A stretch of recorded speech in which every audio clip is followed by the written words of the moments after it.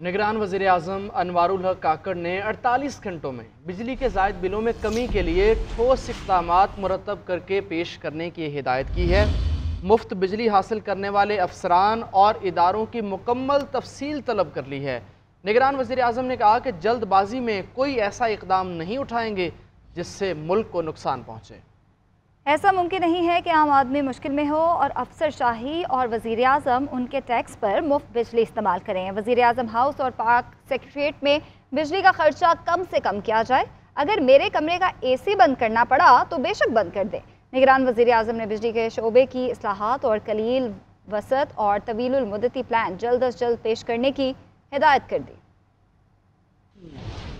نگران وزیر اعظم انوار الحق کاکڑ کی زیر صدارت اسلام آباد میں بجلی کے نرخوں اور بلوں پر ہنگامی اجلاس 2 گھنٹے جاری رہا۔ ذرائع کے مطابق وزارت توانائی کی جانب سے شرکاء کو بریفنگ میں بتایا گیا کہ بجلی کے ٹیرف کا تعین نیپرا کرتا ہے۔ کنزیومر پرائس انڈیکس کے تحت بجلی کی قیمتوں میں رد و بدل ہوتا ہے۔ کائبور اور فیول پرائس ایڈجسٹمنٹ کی وجہ سے بھی بجلی کی قیمتوں میں فرق پڑتا ہے۔ پاور ڈویژن کا کہنا ہے کہ آئندہ برس 2 کھرب روپے صرف کیپیسٹی پیمنٹس کی مد میں ادائیگیاں کرنی ہیں۔ بریفنگ میں مزید بتایا گیا کہ 63.5% ڈومیسٹک صارفین کے لیے ٹیرف میں کوئی اضافہ نہیں کیا گیا۔ 31.6% ڈومیسٹک صارفین کے لیے بجلی کی قیمتوں میں 3 روپے سے 6.5 روپے فی یونٹ اضافہ ہوا۔ صرف 4.9% ڈومیسٹک صارفین کے لیے ٹیرف میں 7.5 روپے فی یونٹ اضافہ ہوا۔ وزیر اعظم آفس کی جانب سے جاری اعلامیے کے مطابق نگران وزیر اعظم نے متعلقہ وزارتوں کے مفت بجلی حاصل کرنے والے افسران اور اداروں کی مکمل تفصیلات طلب کر لیں۔ اجلاس سے خطاب کرتے ہوئے کہا کہ وہ جلد بازی میں کوئی ایسا اقدام نہیں اٹھائیں گے